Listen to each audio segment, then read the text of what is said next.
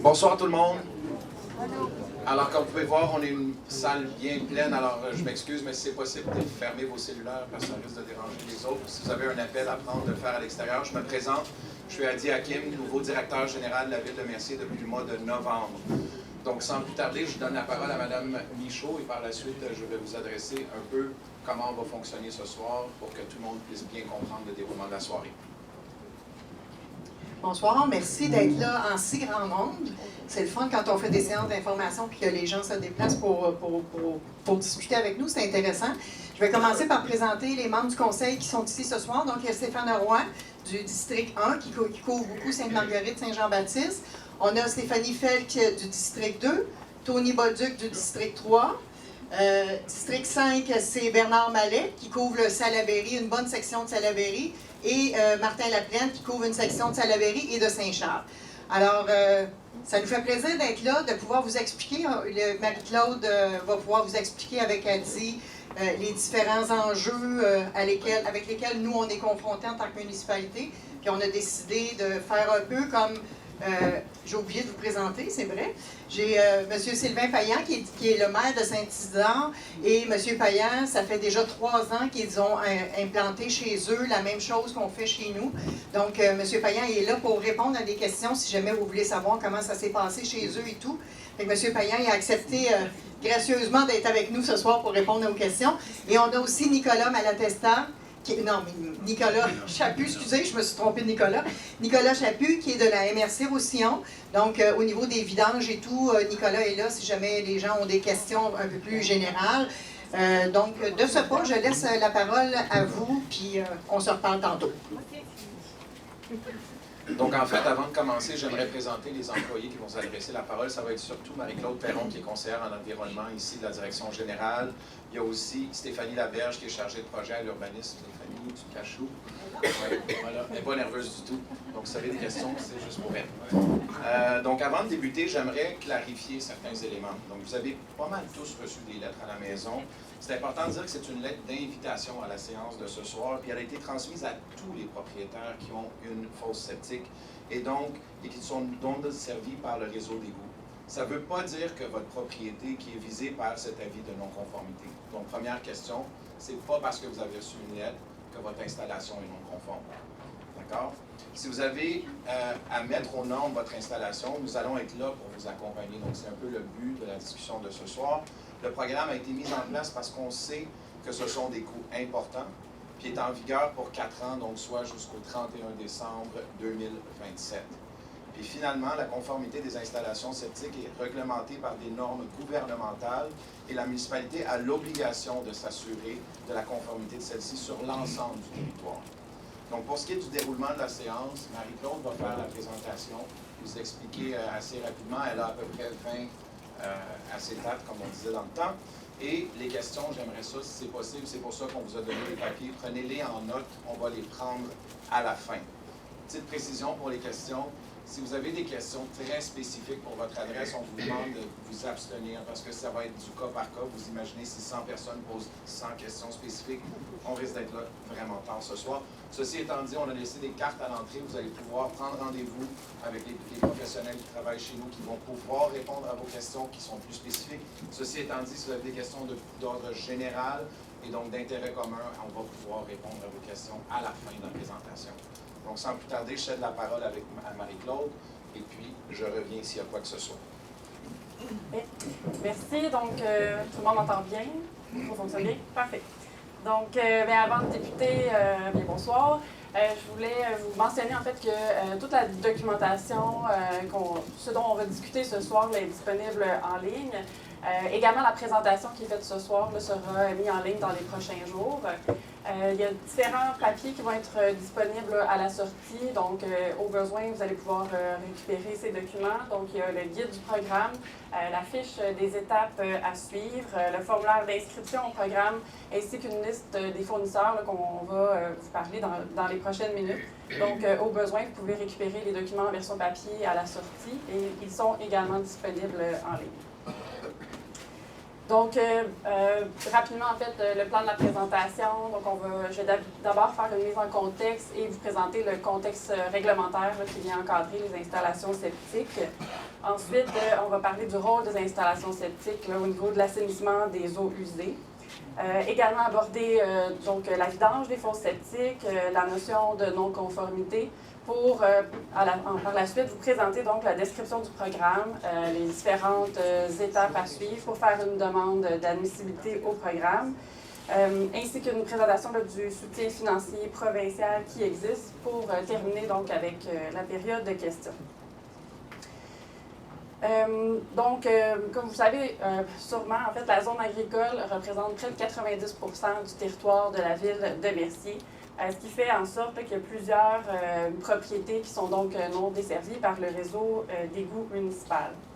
Selon l'inventaire actuel, la ville a répertorié là, plus de 380 propriétés résidentielles qui ont une installation septique. Également, en janvier 2023, il y a eu le service régional de vidange des fosses septiques qui a été adopté en séance du conseil à la MRC de Roussillon. Je vais vous donner plus de détails là, dans quelques minutes là, par rapport au programme de vidange des fosses septiques. C'est ça pour dire que ça nous a amené en fait à mettre à jour l'inventaire des fosses septiques du territoire. Donc, c'est la direction de l'urbanisme qui a fait cette mise à jour de l'inventaire. Et selon les informations recueillies, qui sont basées en fait sur les informations disponibles au dossier des propriétés, il y aurait de nombreux propriétaires là, qui devront procéder à la mise aux normes de leur installation septique. Sachant, comme M. Hakim le mentionnait, là, sachant qu'il s'agit d'un coût important pour les propriétaires, il y a un programme donc, de réhabilitation de l'environnement pour la mise aux normes des installations septiques qui a été adopté en fin d'année 2023 et qui est maintenant en vigueur là, depuis janvier 2024. Donc, ce programme est sous forme d'avance de fonds remboursables et il a été mis en place pour être un levier, en fait, pour aider les propriétaires qui devront rendre conforme leur installation septique. Donc, c'est un programme qui est en vigueur jusqu'en 2027. Donc, à chaque année du programme, il sera possible pour les propriétaires qui souhaitent adhérer au programme de faire une demande d'adhésion. Au niveau du contexte réglementaire, bien, il faut savoir là, que c'est un règlement provincial qui encadre les installations septiques et ce règlement a été mis en vigueur en 1981. Donc, ce n'est pas un nouveau règlement. Il s'intitule le règlement sur l'évacuation et le traitement des eaux usées des résidences isolées, qu'on nomme le Q2 R22. Bon, je vais en reparler. Je vais utiliser son petit acronyme à quelques reprises là, durant la présentation. Donc, ce règlement-là, en fait, il oblige donc toutes les résidences isolées qui sont non desservies par le réseau d'égouts municipal à être munies d'une installation septique conforme. Et l'objectif, en fait, c'est d'interdire le rejet dans l'environnement des eaux usées. Il y a également la loi sur les compétences municipales ainsi que la loi sur la qualité de l'environnement qui viennent déterminer les obligations et les responsabilités des municipalités. Ainsi, les municipalités sont responsables d'exécuter et de faire exécuter le Q2R22 et donc de s'assurer de la conformité des installations septiques là, sur l'ensemble du territoire. Avant d'aller plus loin, juste un bref rappel en fait, du rôle des installations septiques dans l'assainissement des eaux usées. Donc, l'objectif d'une installation septique, c'est donc de traiter les eaux usées en vue de les retourner dans l'environnement. Donc, ces eaux usées peuvent contenir des différents contaminants, des bactéries, des virus, et donc il faut qu'ils soient traités avant de pouvoir être retournés à l'environnement. Donc, à l'instar des propriétés qui sont desservies par le réseau d'égouts pour lesquelles les eaux usées vont s'en aller vers l'usine de traitement des eaux usées.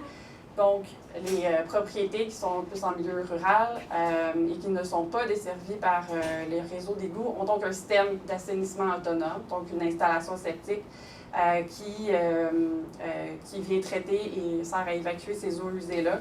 Donc, sur chaque propriété, comme vous savez, il y a une installation septique.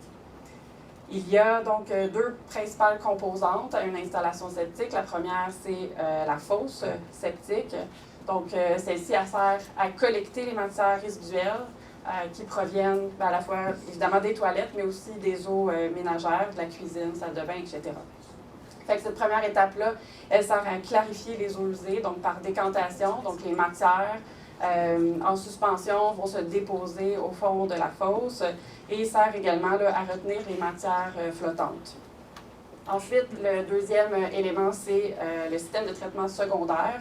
Donc, c'est un élément épurateur qui permet, grâce à une action bactérienne, de la biodégradation de la matière organique, et il va détruire là, de manière significative également les micro-organismes qui pourraient engendrer des maladies. Donc, au fur et à mesure en fait, que les solides vont décanter, donc vont se déposer au fond de la fosse septique, il va se former donc une accumulation de boue. C'est pourquoi il est essentiel de faire la vidange des fosses septiques là, à une fréquence régulière. Donc, l'objectif de la vidange des fosses septiques, c'est de retirer les boues, les écumes, les déchets inorganiques, mais aussi de libérer de l'espace là, pour faciliter le processus de décantation. Comme je vous l'ai mentionné, donc c'est en janvier 2023 que les municipalités ont délégué à la MRC de Roussillon la gestion d'un service régional de vidange des fosses septiques. Donc, par ce service régional, on s'assure du traitement adéquat des boues sur l'ensemble du territoire et il permet également d'offrir un service de qualité, mais aussi à un prix compétitif. Puis, également, le service régional permet aussi de s'assurer que la vidange est faite aux 2 ans, qui est la fréquence, en fait, de vidange obligatoire là, en vertu du Q2 R22 pour les résidences permanentes. Donc, pour des résidences saisonnières, la fréquence de vidange, elle est aux 4 ans. Et puis également, là, il peut y avoir des exceptions aussi, notamment là, ceux qui ont des systèmes, en fait, pour les systèmes de traitement secondaire avancés ou tertiaires, là, qui sont visés par un contrat d'entretien. Donc, pour ceux qui ont ce type de système-là, c'est des cas plus spécifiques et qu'il faut communiquer avec la MRC. La vidange régulière a aussi d'autres avantages, donc elle permet d'augmenter la durée de vie utile de la fosse, aussi de déceler des anomalies plus rapidement et de favoriser le travail là, des bactéries dans la fosse septique. Donc, vous devriez avoir reçu, en fait, en 2023, une première lettre de la MRC là, qui vous informait du service régional de vidange des fosses septiques.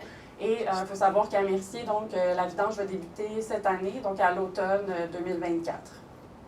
Au niveau de la procédure, en fait, vous allez recevoir un premier avis par la poste qui va vous indiquer la période à laquelle l'inspecteur de la MRC va aller vérifier, en fait, si votre site est prêt pour la vidange. Donc, il va vous être demandé là, de s'assurer d'avoir une adresse visible pour le fournisseur, que l'espace est accessible, que les couvercles sont dégagés et idéalement, si vous êtes en mesure de mettre un repère visuel, ça peut être aidant là, pour le fournisseur. Donc, à partir de cet avis, vous allez avoir environ 3 semaines pour préparer votre site. Et par la suite, il va y avoir donc la visite de l'inspecteur. L'inspecteur va laisser un accroche-porte à chacune des résidences avec une indication là, par rapport à la date de la vidange, puis s'il y aurait des ajustements qui sont nécessaires à faire là, avant que le fournisseur se déplace à votre propriété. Lors de la visite de l'inspecteur de la MRC, il peut noter des signes de défaillance qui seraient visibles là, par cette inspection visuelle. Donc, les signes de défaillance peuvent être, par exemple, des odeurs, une ressurgescence sur le terrain, un sol qui est spongieux, gorgé d'eau au-dessus de l'installation. Donc, s'il y a des signes de défaillance qui sont notés par l'inspecteur de la MRC, donc la MRC sera en mesure de nous identifier des installations septiques qui sont jugées potentiellement non conformes et donc la Ville en sera informée si tel est le cas. L'autre élément également à considérer par rapport à possible non-conformité, c'est l'âge de l'installation septique. Donc, il y a vraiment plusieurs facteurs qui influencent la durée de vie des installations septiques. notamment les matériaux qui ont été utilisés, l'entretien qui en est fait, l'usage également. Mais il faut savoir que la durée de vie utile d'une installation septique, là, ça avoisine les 30 ans. Donc, si vous connaissez la date de construction de votre installation, ça peut être un indicateur là, qui se rapproche peut-être de sa fin de vie utile. Donc, les propriétaires là, qui ont reçu ou recevront un avis de non-conformité auront alors un an, en fait, là, pour faire les travaux de mise aux normes de leur installation septique. L'objectif, je vais prendre une gorge d'eau. Donc, l'objectif, en fait, c'est pas de donner des contraventions. On veut vraiment informer les propriétaires s'il y a une non-conformité qui a été signalée. Puis, comme M. Hakim l'a mentionné, on est vraiment là pour aider les propriétaires. On va vous accompagner. Mais l'objectif, en fait, c'est de s'assurer que les travaux de mise aux normes seront faits et de s'assurer qu'il n'y aura pas de rejet dans l'environnement. Donc, on arrive au vif du sujet, qui est le programme. Le programme, en fait, est une avance de fonds qui est fait par la Ville au propriétaire, qui doit par la suite rembourser celui-ci. Donc, ça peut être pour des travaux de réfection de l'installation septique ou pour l'implantation d'une nouvelle installation septique là, pour remplacer une installation septique non conforme. Donc, cette avance de fonds remboursable se fait par l'imposition d'une compensation annuelle, donc qui est facturée là, au compte de taxes. Le montant est établi selon les termes du règlement d'emprunt et va être calculé en divisant les dépenses engagées, donc incluant les intérêts, et le remboursement en capital de l'emprunt en proportion du montant qui a été accordé. Donc, le montant accordé, c'est vraiment un coût qui est spécifique à chacune des demandes qui vont être déposées. Donc, c'est spécifique à chacune des propriétés, puisque vous avez des besoins qui peuvent être différents, des types d'installations également choisis qui peuvent être différents. Donc, le remboursement de cette avance de fonds se fait sur une période de 15 ans. Et l'emprunt est attaché à l'immeuble. Donc, si vous vendez votre propriété, c'est l'acheteur qui va continuer de payer. Également, donc, ça a déjà été mentionné, mais le programme se termine le 31 décembre 2027, ou jusqu'à épuisement des fonds. Dans un tel cas, il pourrait y avoir un nouveau règlement d'emprunt au besoin là, qui pourrait potentiellement être adopté. Et l'adhésion au programme est vraiment à la discrétion des propriétaires. Donc, les citoyens qui préfèrent financer par eux-mêmes les travaux de mise aux normes sont libres de le faire. Donc, c'est vraiment libre à vous d'adhérer au programme d'avance de fonds, seulement si vous le souhaitez. Au niveau des conditions d'éligibilité, donc l'installation septique projetée doit être conforme au Q2R22. L'installation septique doit avoir fait l'objet de l'émission d'un permis. Les demandes d'admissibilité au programme doivent être déposées avant le 15 juin de chaque année, donc 15 juin 2024 puis ensuite à chaque année, donc c'est le 15 juin 2026, 25, 26 et 27. Ensuite, la demande va être analysée et donc la demande doit être approuvée par la personne responsable de l'administration du programme. Le propriétaire doit avoir acquitté ses taxes municipales et scolaires à jour au moment de la demande et le propriétaire doit prendre l'engagement d'aviser tout acquéreur subséquent qui a un emprunt qui est relié à la propriété. Au niveau des frais admissibles au programme, donc vous avez il y a les honoraires professionnels, donc autant pour les travaux préalables là, de technologues pour l'étude de sol, la préparation des plans et devis, ainsi que les autres frais d'expertise liés à la réalisation des travaux. Il y a également donc, les coûts pour la mise aux normes de l'installation septique, donc au niveau de la main-d'œuvre, ainsi que les matériaux et équipements. Les coûts, eux, qui ne sont pas admissibles, ce sont les coûts qui seraient reliés aux travaux d'aménagement paysager, ainsi que la vidange complète là, qui sera nécessaire lors des travaux. Maintenant, au niveau des étapes à suivre, donc la première étape, c'est d'obtenir une étude de caractérisation du site ou un test de sol. Donc, cette caractérisation est exigée en vertu du Q2R22, là, donc c'est partout comme ça au Québec. Et donc, le Q2R22 spécifie qu'il est nécessaire d'avoir recours donc, à un service d'un expert. Donc, ça doit être réalisé par un professionnel qualifié, donc un membre d'un ordre professionnel tel que l'ordre des ingénieurs, des technologues ou des géologues, qui possèdent les compétences requises pour faire cette étude. Il y a différentes vérifications et mesures là, qui vont être effectuées par celui-ci. Bien, il faut savoir que ces professionnels connaissent le Q2R22 et connaissent toutes les mesures qui doivent être prises. Puis, c'est vraiment à vous de choisir le professionnel de votre choix. Par ailleurs, nous avons une liste de fournisseurs à vous remettre qui fait partie là, des documents à la sortie. Donc, c'est pas nécessairement une liste de professionnels exhaustive, mais ce sont les fournisseurs en fait qui ont répondu suite à un avis d'appel d'intérêt.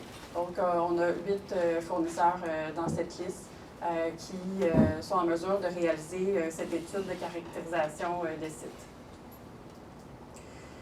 Ensuite, la deuxième étape est d'identifier les options possibles. Donc, il est important là, de discuter avec l'expert des avantages et inconvénients de chacune des technologies pour être en mesure d'identifier la meilleure option pour vous. Notamment, il y a des critères à considérer, tels que le coût de l'installation, l'aspect visuel, si l'espace qui est disponible sur votre propriété. La troisième étape est donc d'obtenir les plans et devis des travaux à réaliser. Donc, encore une fois, le professionnel que vous allez engager bien, connaît les exigences requises en vertu du Q2R22 et va vous fournir donc des plans et devis qui incluent notamment le plan de localisation qui démontre le puits, la limite de la propriété, la localisation future là, du système sanitaire, etc. La quatrième étape est donc de choisir un entrepreneur et d'obtenir une soumission. Donc, un entrepreneur qui va être en mesure de réaliser les travaux selon les plans et devis qui vont avoir été produits. On vous recommande fortement d'obtenir au minimum 2 soumissions pour pouvoir faire un comparable, mais ce n'est pas une exigence pour le programme. Et bien, il faut choisir là, un entrepreneur qui possède une licence de la Régie du bâtiment du Québec. Avec un entrepreneur certifié, bien, vous vous assurez d'avoir des travaux de qualité, mais aussi une protection légale contre les défauts d'exécution. La cinquième étape est donc d'obtenir un permis émis par la Ville. Donc, c'est de déposer la demande à la direction de l'urbanisme.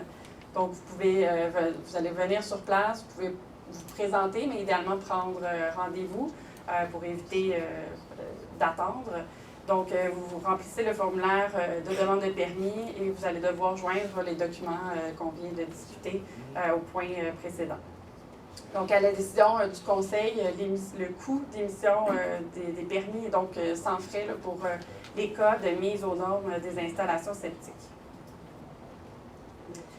La sixième étape est de compléter la demande d'admissibilité au programme. Donc, il y a un formulaire d'inscription au programme à compléter. Celui-ci fait également partie là, des documents qui ont été imprimés pour vous. Et donc, vous devez transmettre là, cette demande avec les documents qui sont exigés, encore une fois, à la direction de l'urbanisme. Votre demande va donc être analysée et par la suite, là, un certificat d'admissibilité au programme d'avance de fonds vous sera donné. La septième étape est donc de réaliser les travaux. Donc, l'entrepreneur peut procéder aux travaux en conformité avec les plans et devis. Oui, et finalement, après, une fois que les travaux sont complétés, donc, il faut obtenir là, un certificat de conformité qui est signé et scellé par le professionnel. Et celui-ci, en fait, atteste que les travaux ont été faits de façon conforme aux plans et devis qu'il a réalisés. Ensuite, c'est l'étape de la demande de versement. Donc, une fois que les travaux ont été réalisés, que vous avez le certificat de conformité, vous pouvez donc fournir à nouveau ces documents à la direction de l'urbanisme et avec, bien évidemment, les factures qui indiquent l'exécution complète des travaux. Et à partir de là, quand votre demande de versement va avoir été faite, l'avance de fonds vous sera versée dans les 45 jours suivant le dépôt des documents. Et ensuite, il est important, en fait, dans les 15 jours suivants, de remettre une preuve que les factures ont été acquittées. Puis, dernier point, je précise que le taux d'intérêt, en fait, de l'emprunt va être connu là, seulement quand l'emprunt va être contracté. Normalement, en fait, on obtient un taux préférentiel. Donc, c'est un des avantages de pouvoir adhérer au programme d'aide financière. Finalement, en fait, le dernier point, c'est pour vous informer qu'il y a également un soutien financier provincial. Donc, le gouvernement du Québec offre une aide financière maximale de 5 500 $ ou de 20 du coût des travaux, qui est fait par l'entremise d'un crédit d'impôt. Ce soutien financier-là est en vigueur jusqu'au 1er avril 2027. Il y a un formulaire de crédit d'impôt qui est disponible en ligne. Puis vous pouvez aller visiter le site web de Revenu Québec ou du ministère des Finances pour avoir plus d'informations.